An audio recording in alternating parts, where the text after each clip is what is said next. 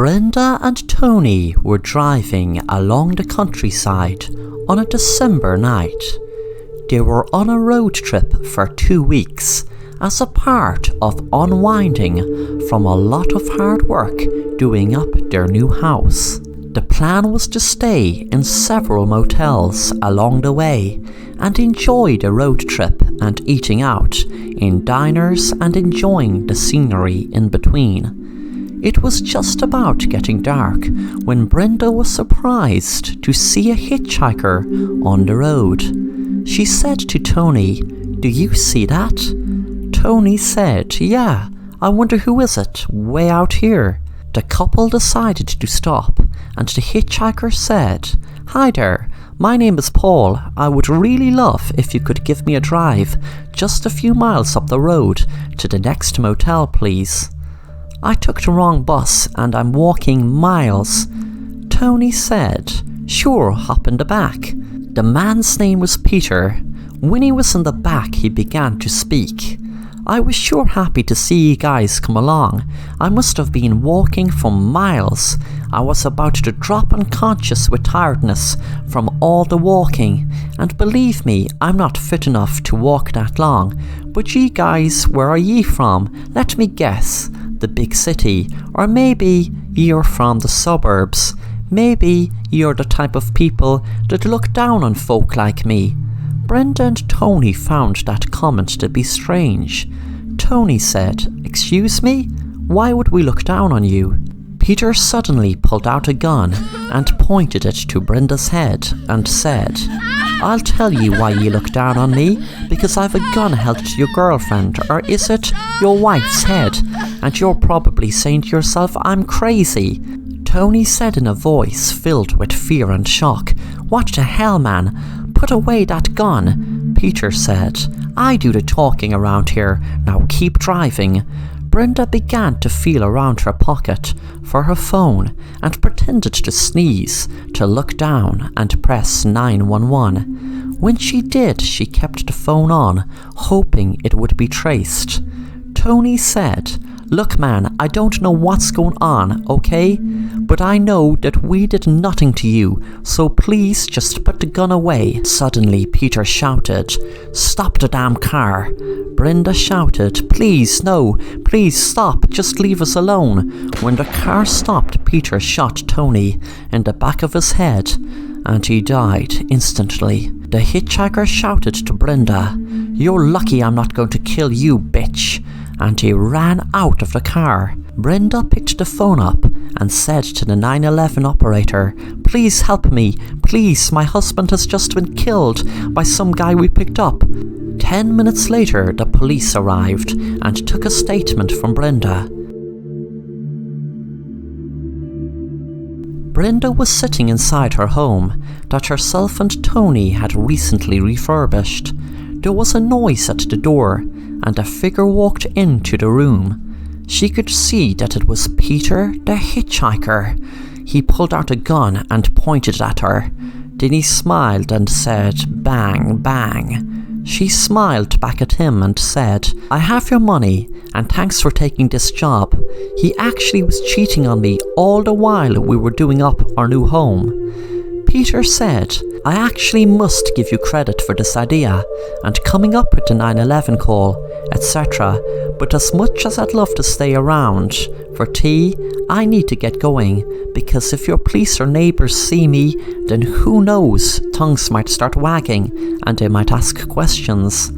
Brenda asked, "What do you mean? How will they trace you to all this? They never even saw your face." Peter said, "I know, but I still have to tie up loose ends." Brenda said, "What do you mean?" Peter said, "Don't worry, it will be over soon." He lifted the gun and shot Brenda in her head. Then he walked into her bedroom and opened up her safe with her own finger he cut off just a minute ago. He was going to just go ahead and murder her husband for $100,000, but she had too much a big mouth and told him about a safe full of diamonds that only her fingerprint would open. He smiled when he looked at all the diamonds. Then suddenly he heard a ticking sound. He wondered what it was. He looked around the room to see. Suddenly all the doors and windows locked. He assumed it was some sort of alarm from the safe being opened at a time that wasn't scheduled. He heard the ticking get louder as he looked under the bed and saw that it was a bomb. From the timer he saw that it would detonate in 10 minutes. For the next 10 minutes he looked around for a way out of the house, but when the 10th minute came, he exploded with the house.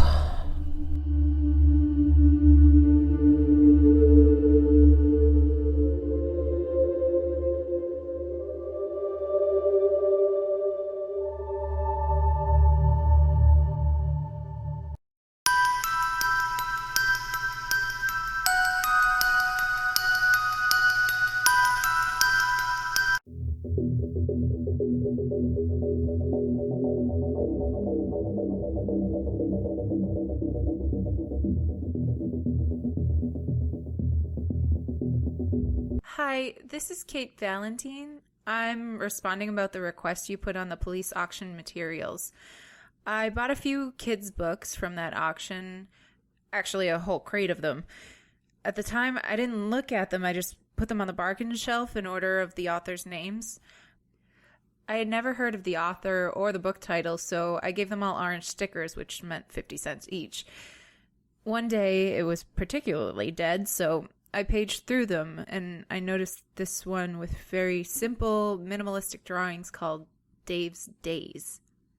There was no cohesive story. Unlike other children's books that use each page as a part of a lesson, here there was none of that. One page was the Dave character sitting at a kitchen table with a mug in front of him. He was the kind of stick figure you see on bathroom doors. Dave's kitchen was written in block letters above him. The whole book was like that. Just Dave, sitting alone in one setting or another. The park, the library. I put the book away and looked through the others and found another one in the Dave series. This one was called Dave and His Friends. The cover was Dave outside his house, like the first, but next to him stood a little girl with a blonde ponytail. 2 boys and a girl, all brown-haired with freckles, looked out from the window inside the house. This book was all about Dave and these kids doing things together and going places like to the park and getting ice cream. Every time Dave did something nice for them, they'd say, "Dave is my friend." But since no one has a mouth and therefore no one is smiling, it only makes the whole thing odd, like when you read a happy text message without an exclamation mark. I put the book away. Later that night, I decided to Google the titles of the books. When I got nothing, I just Googled the things in the book, and eventually I Googled the phrase, "Dave is my friend." An article came up. It was about a girl named Jennifer Holland who had gone missing sometime earlier and about how her parents hadn't given up hope. It also alluded to police being suspicious of them as the circumstances of her disappearance were strange. They said they woke up to find their front door open and Jennifer gone. 2 things really struck me from the article. The first was that the last name Holland seemed significant. I couldn't remember why until I went back to the Dave books and saw that Dave lived in Hollandtown. The second thing, I'll get to that in a sec. After hours of searching for more information, I stumbled across a forum. I don't remember where, maybe on Reddit, but one subject said, "Has anyone read Dave and the Others?" It was a guy with the handle Oregon Ollie who had found an eerily similar book. The post was 2 years old. Later, I searched for Oregon Ollie, but his account was inactive. When he Googled the book, he didn't find anything either. But, like me, he started Googling everything in the book and found a news story just like I had. 3 siblings had been found dead at Chipewyan Lake in Canada. They lay on the shore, holding hands. Their last name was Robin. They died from exposure. Mr. and Mrs. Robin woke up in the middle of the night by a cold wind the night their kids went missing. The door had been left wide open. It was January. The police found a note at the Robin home left by the kids, but the article said the investigators would not release the contents to the public. Oregon Ollie said that in his book, there were 3 red robins that would fly over Dave's head when he got sad. The book was mostly a man walking the city sidewalks at night or sitting at a park bench alone with the stars over him. Whenever Dave seemed sad, the robins would come and fly over his head, and he would just look up and watch. The second thing that I mentioned earlier that struck me in the first article I read was that Jennifer Holland had drawn a picture before she went missing. It was of a stick figure man and herself. Her parents didn't know what it was. She had written, "Dave is my friend," on it. I don't have the books anymore. I went back through them after reading Oregon Ollie's account, and seeing those 3 kids in the window of Dave's house freaked me out, so I threw them away. I still think about it, though. Sometimes I wish I kept them, but the thought of having them near me gives me the chills. I wasn't going to mention this, but after I read the Reddit account, I wrote my own post about it. No one ever picked up on it, but right after that, I started getting phone calls.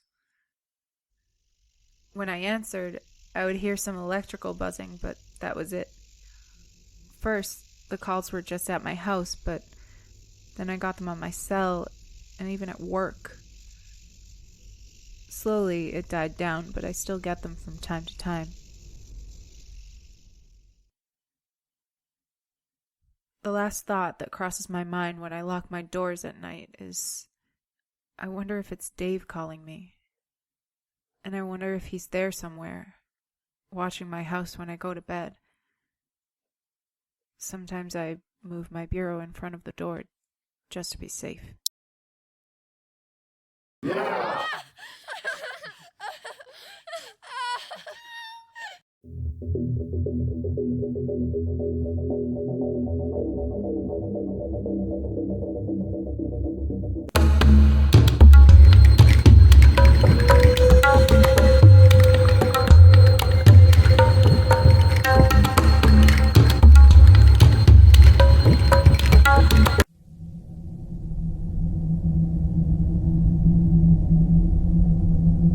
I can't help if you don't talk to me. You won't believe me. If you tell me you saw Bigfoot or some creature in the woods, I will believe it. I promise. Tell me your story. There were no creatures, spirits, or monsters. It was just me. It was my first time as a caretaker in Yellowstone. I barely knew the place, but when I saw it for the first time, I fell in love instantly. I was in complete awe of it. The mountains that reached up to the clouds, and the valleys which cut beneath them. The forest which ran vast and all-consuming throughout. And then there was the wildlife. It was overwhelming in its beauty. And people left the park in November for the winter season. And that's when I came in. I was to remain there until the plows could reach me towards the end of winter. I was the only one in my section, alone for miles and miles. My job was to clear the snow off the roofs of some of the buildings and structures. That was pretty much all I was supposed to do, but it kept me busy. There was always more snow to clear. I enjoyed the solitude, and I'd been craving it for some time. When night fell, my cottage was the only source of light. The entire landscape, mountains, rivers, and the forest, all of it was dark. It was like an ocean of black, if you can picture it, and a tiny pin drop of light in the middle. That was me. I read books and made dinner. That's how I spent my nights. One day there was a storm. The snow was falling so thick and so fast that I couldn't get past my own front door. I decided it was too dangerous to try going out, so I stayed in, knowing that I'd have to do double the work the next day. But it was okay, because it was better than being caught outside in a storm. That could be death if you couldn't find shelter. That night, after dinner, I read as I normally do, but as I did, I noticed a strange sound. The soft, wet hum. I heard it before, only when I was absolutely silent, but I could never place where it was coming from or what it could be. So I forgot about it. I kept reading, and when I was too tired to read another word, I turned out the lights and went to bed. It woke me from a sound sleep. I was so tired and disoriented, I wasn't sure if I had heard something or if it'd just been a dream. Slowly I came out of my fog, and then I knew it hadn't been a dream. There was a knock at my door. I couldn't imagine who it could be. I was miles away from anyone, and in a storm, it would be impossible to get to me. I tried to look out the window by my bed, but it was too dark. I picked up the gas lantern and lit it. Then I moved to the door. When I opened it, the wind hit me like 1,000 needles. I aimed the light out, but there was only snow and darkness. Beneath me, though, I did notice something. Footprints. They led from my door to just outside the window where my bed was, then back out into the black. Sudden terror came over me as I looked out over the dark. I closed the door and latched it shut. After sitting in fear for a few moments, my exhaustion caught up to me again. Though I was afraid, I could think of nothing I could do. So I put the light away and I lay in bed. The following morning I woke up and remembered, but I had no idea if I had dreamt it or if it really happened. I opened the front door and found there were no footsteps outside. And though I let myself believe it had been a dream, part of me knew that the snow would have filled in the footsteps if they had really been there at all. The sky looked just as bad as the day before, but if I didn't clear the roof before another storm, the other stations could cave in. I can't express the fear I felt walking through the woods that day. Any noise sent shivers up my spine. I was convinced someone had been there last night, watching me sleep. But if it was true, why wouldn't they wait for me to open the door? And how could they have survived the storm? I cleared the roofs from the other buildings, and as I did, it began to snow again. By the time I started my journey back to my cabin, the snow was too thick to see through. I was caught in it, and worse, I was lost. My compass seemed to be working, but the more I followed it, the less I recognized my surroundings. My feet burned from the cold, my bones shivered. Then, darkness fell. I thought that was it. I would die right then and there, frozen in the woods. And then I saw a light. I thought maybe I had left the lantern on, but I remember turning it off. But I didn't care either way. I was glad because the closer I got, the more I realized that yes, it was my cabin, and I was home. The door was locked when I tried to pull it, but how could that be? Unless I was wrong. Maybe this was someone else's cabin. Maybe I wasn't as far from the other caretakers as I originally thought.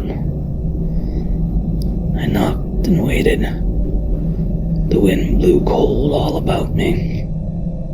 I moved to the window and saw the person inside. It was me. I stumbled back into the woods and hid. I watched the person inside open the door and looked out, the lantern held out ahead of them. I watched closely, trying to understand. Then they quickly went back inside and closed the door, as if they were afraid. Against all odds, I found my way back to the buildings I had cleaned and slept inside. I nearly froze to death that night. The next morning, I stood in the woods and watched the cabin for as long as I could before approaching it. When I finally did, I found it empty, and the door was unlocked like I'd left it.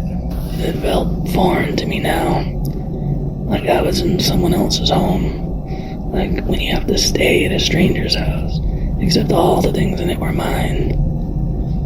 The only thing familiar was the smell. It was tart and sour, but in my time here I'd grown to love it, and I was home.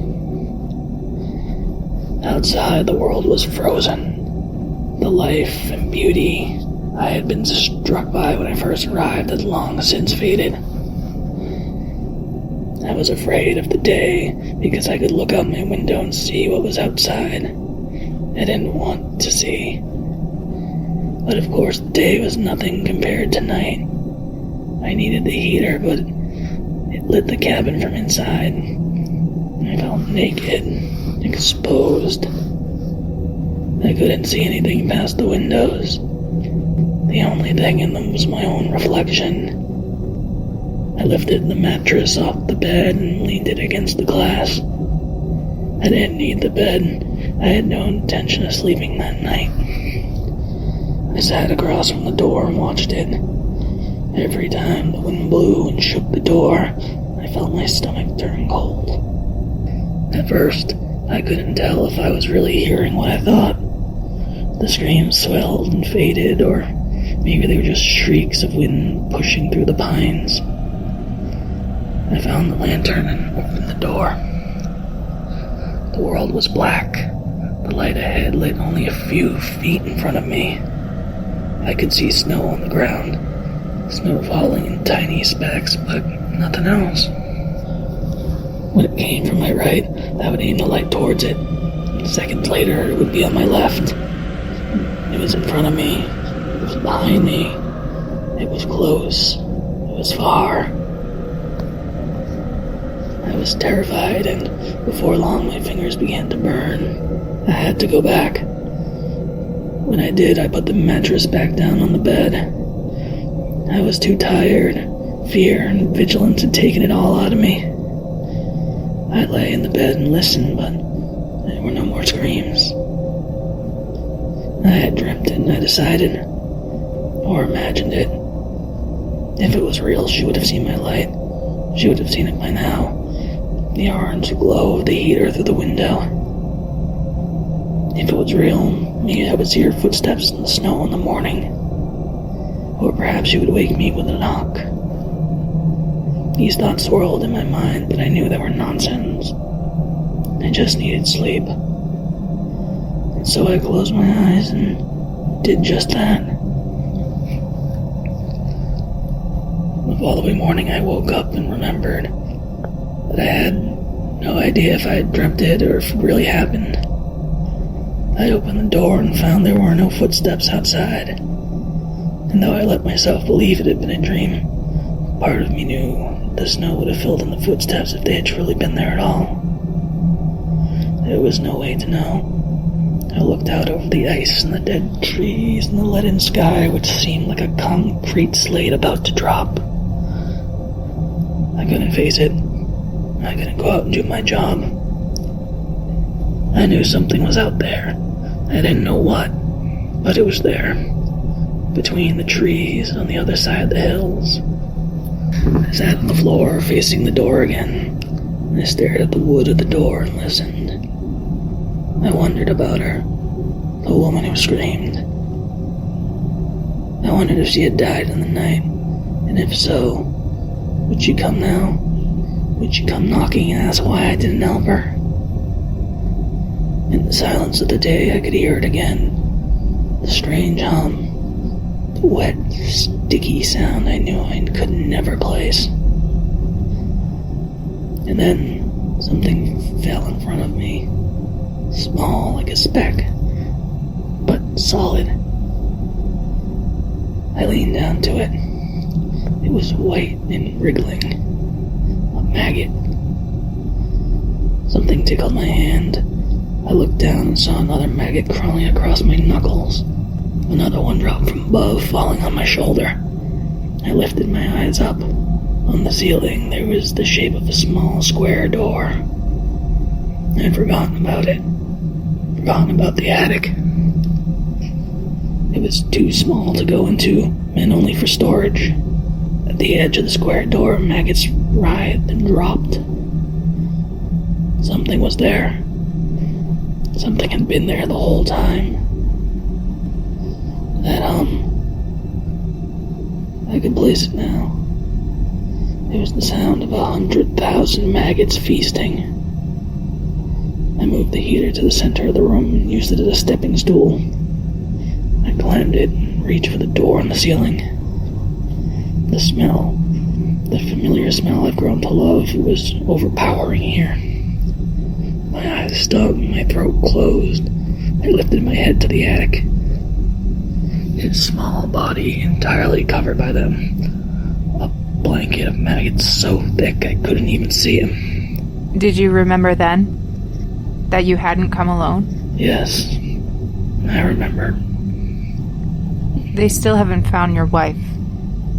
Is she up there in the hills? Just behind them. They'll have to wait for the thaw. It was a brutal winter. I tried to tell her there was nothing out there. Nothing but ice. But she ran anyway. She ran for me when she saw what I'd done to our son. She ran begging for help, screaming for it. But there was no one out there. I listened to her screams until they died down. Until there was only silence and dark. Why did you do it? Didn't you love them? With all my heart. Too much. It was all I knew.